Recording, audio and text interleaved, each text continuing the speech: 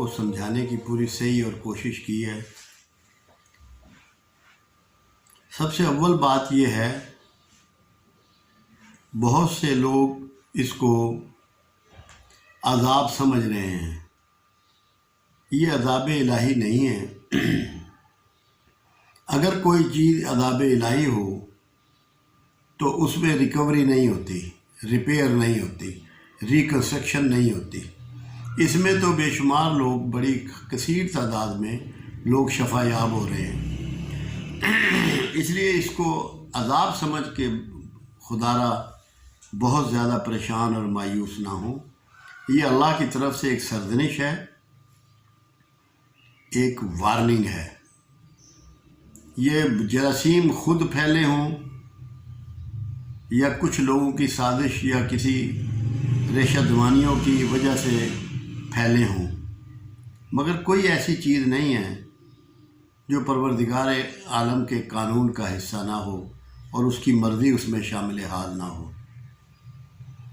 دوسری چیز یہ ہے، لوگ خوفزدہ ہیں کہ یہ بہت لمبا عرصہ چلے گا اور یہ بیماریاں پھیلتی چلے جائیں گی، زندگی اسی طرح مفلوج اور محدود ہو جائے گی۔ میرے خیال میں ایسا نہیں ہے، اس کو آپ کو سمجھنا ہے۔ وبائی امراض بالکل آندھیوں کی طرح ہوتے ہیں، اور آندھی جو ہے وہ کبھی لمبی دیر تک نہیں چلتی، اس کا مدت بہت مختصر ہوتی ہے۔ اسی لیے پرانے بزرگوں کا قول تھا کہ بارش آئے تو چلتے رہو، اپنا سفر جاری رکھو، اور آندھی آئے تو اپنے سفر کو روک دو، کیونکہ اس کی عمر لمبی نہیں ہوتی۔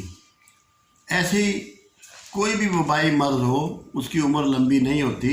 انشاءاللہ تعالی آپ چند دنوں میں اپنی آنکھوں سے دیکھ لیں گے، خود محسوس کر لیں گے کہ اس کو ریورس گیئر لگ جائے گا اور یہ یہیں دب کے رہ جائے گا۔ جتنا بھی یہ اس وقت طوفان بپا ہے، انسانی جانوں کا نقصان ہو رہا ہے، معیشت تباہ ہو رہی ہے، یہ سب نقصانات اللہ پورے کر دے گا اور اس جرثومے کو ختم کر دے گا۔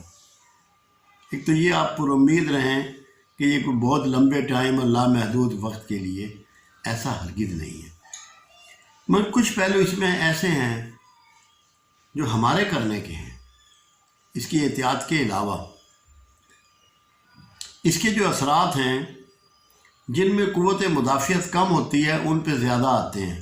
اس میں بیمار لوگ ہو سکتے ہیں، شوگر کے، بلڈ پریشر کے، دل کے، پھیپھڑوں کے مریض ہو سکتے ہیں، ٹی بی کے مریض ہو سکتے ہیں، عمر رسیدہ لوگ ہو سکتے ہیں۔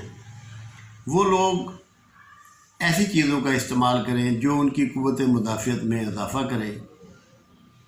اس میں پھل ہیں، اس میں گوشت اور انڈا ہے، اس میں کھجور ہے، شہد ہے، زیتون ہے۔ اچھی خوراک ہے، تھوڑی بہت اپنے گھروں کے اندر ہی محفوظ رہتے ہوئے چہل قدمی کریں یا ہلکی پھلکی ایکسرسائز کریں۔ یہ اس کے دنیا داری کے طریقے ہیں۔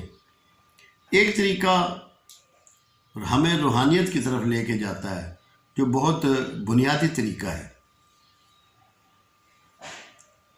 وہ طریقہ بیان کرنے سے پہلے میں ایک چند آیات اور چند احادیث مبارکہ کا یہاں ذکر ضرور کرنا چاہوں گا، تاکہ آپ لوگ اویئر ہوں اور پتہ لگے کہ ہمیں کرنا کیا ہے۔ سورہ بقرہ آیت نمبر 276۔ اللہ سود کو مٹاتا ہے اور صدقات کو بڑھاتا ہے۔ رسول اللہ صلی اللہ علیہ وسلم کا فرمان مبارک ہے، جب کسی قوم میں فحاشی کھلے عام ہونے لگے تو اللہ ان میں ایسی بیماریاں پیدا کرتا ہے جو سابقہ قوموں میں نہیں ہوتی تھی۔ مسند احمد، حدیث حسن۔ رسول اللہ صلی اللہ علیہ وسلم نے فرمایا، جب بھی کوئی قوم ناپ تول میں کمی کرنے لگتی ہے تو اللہ ان لوگوں کی زندگی تنگ کر دیتا ہے اور معیشت کی پریشانی اور حکمرانوں کا ظلم مسلط کر دیتا ہے۔ مسند احمد۔ سورہ طٰہٰ آیت نمبر 124۔ جو ہمارے ذکر یعنی قرآن سے منہ موڑے گا، ہم اس کی معیشت کو تنگ کر دیں گے۔ اب یہ قرآن حکیم ہے اور حدیث مبارکہ ہیں صلی اللہ علیہ وسلم۔ یہ ہمیں پوری طرح آگاہی دے رہی ہیں کہ ہماری غلطیاں کہاں پر ہیں۔ یونس علیہ السلام کی قوم کو اللہ نے کہا یونس علیہ السلام سے کہ اپنی قوم سے کہہ دو کہ میں ان پہ عذاب بھیجنے لگا ہوں، یہ نافرمان ہو گئے ہیں۔ جب یونس علیہ السلام نے اپنی قوم کو یہ خبر دی تو ساری قوم سجدے میں گر گئی۔ 1 لاکھ کے قریب ان کے امتی تھے، وہ سب لوگ سجدے میں گر گئے۔ اللہ نے اپنا کہا ہوا عذاب ٹال دیا، اللہ نے اپنا کہا ہوا عذاب ٹال دیا۔ یہ تھی اجتماعی توبہ اور اجتماعی معافی۔ ہمیں جو ضرورت ہے وہ اجتماعی توبہ اور اجتماعی معافی کی ہے۔ میں نے خالی معافی کا لفظ استعمال نہیں کیا، پہلے توبہ کا لفظ استعمال کیا۔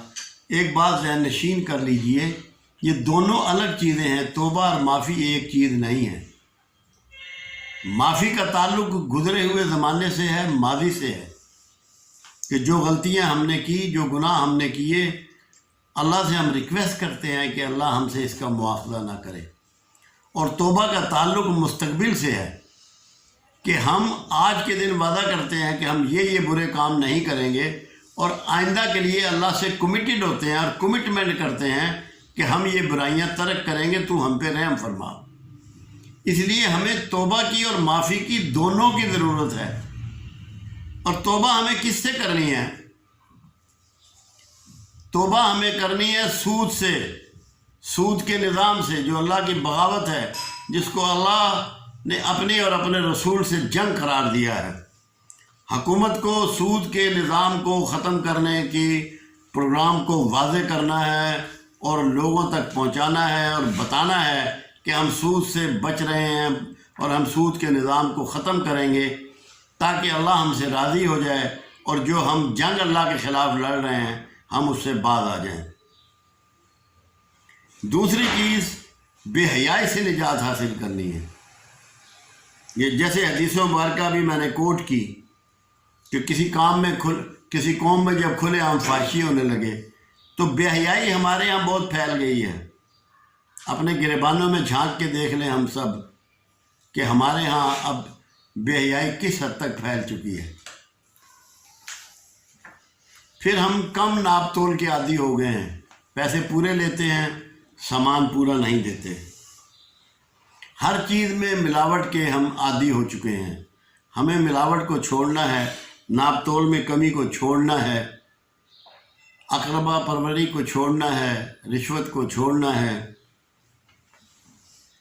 ظلم کو ترک کرنا ہے۔ بے شمار ہمارے ہاں ظلم ہو رہا ہے۔ ہر طاقتور، کسی لحاظ سے بھی طاقتور ہو، وہ کمزور پہ ظلم کر رہا ہے۔ اور قرآن حکیم اگر آپ اٹھا کر دیکھیں تو اللہ نے جتنی قومیں تباہ کی ہیں باوجہ ظلم تباہ کی ہیں، کہ وہ کمزوروں پہ ان کے طاقتور لوگ ظلم کیا کرتے تھے۔ ہمیں ان چیزوں سے معافی مانگنی ہے، اللہ سے توبہ کر کے معافی مانگنی ہے کہ اللہ ہم نے جو کر لیا سو کر لیا، آئندہ ہم اس طرح کی حرکات نہیں کریں گے اور تیرے فرما بردار بن کے رہیں گے۔ ایک بات تو لوگوں کو خود ہی، اور ایک بات بڑی خاص ہے، رسول اللہ صلی اللہ علیہ وسلم کا ایک فرمان مبارک ہے کہ جب ظالم مظلوموں سے معافی مانگنے کے لیے تیار ہو جائیں تو مظلوموں کا یہ حق ہے اور یہ فرض ہے کہ وہ ہر حال میں ظالموں کو معاف کریں۔ اگر وہ ایسا نہیں کریں گے تو داخل جنت نہیں ہو سکیں گے۔ اب یہاں ہمارے ہاں ظالم تیار ہو جائیں اور لوگوں سے عملاً معافی مانگیں، جس کا جو نقصان کیا ہے اس کو پورا کرنے کی صحیح کریں، اور جو مظلوم ہیں جن کے ساتھ ظلم و زیادتیاں ہوئی ہیں وہ ان لوگوں کو معاف کر دیں۔ ہمیں ایک بڑی دقت یہاں اس وقت آ رہی ہے، لوگوں سے کہا جا رہا ہے کہ اپنے گھروں تک محدود ہو جائیں۔ لوگ اس کو ماننے کے لیے تیار ہی نہیں ہیں، گھروں میں رکنے کے لیے تیار ہی نہیں ہیں، جبکہ ہمارے رسول و آقا صلی اللہ علیہ وسلم 3 سال شعب ابی طالب میں رہے۔ انہوں نے 3 سال اس گھر کے اندر، اس گھاٹی کے اندر گزارے۔ ہم 15 دن بھی نہیں گزار سکتے، جبکہ ہماری اپنے بیوی بچوں کی، بہن بھائیوں کی اپنے ان پیاروں کی جن سے آپ بے پناہ محبت کرتے ہیں، ان کا بھی تحفظ اس میں ہے، آپ کا بھی تحفظ اس میں ہے کہ اپنے آپ کو محدود زندگی کے ساتھ کوئی یہ مشکل کا وقت گزار لیں۔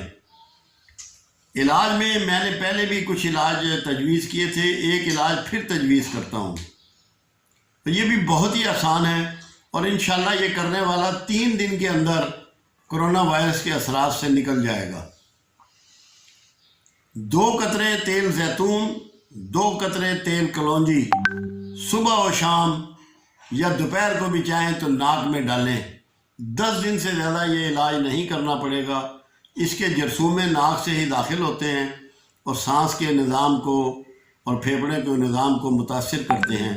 یہ ایسا تیر بہدف نسخہ ہے اللہ کے فضل و کرم سے جس میں شفا کی ریٹنگ 100% ہوگی۔ اللہ آپ کو اس سے محفوظ رکھے، ہم سب کو اس سے محفوظ رکھے اور اپنے حفظ و امان میں رکھے۔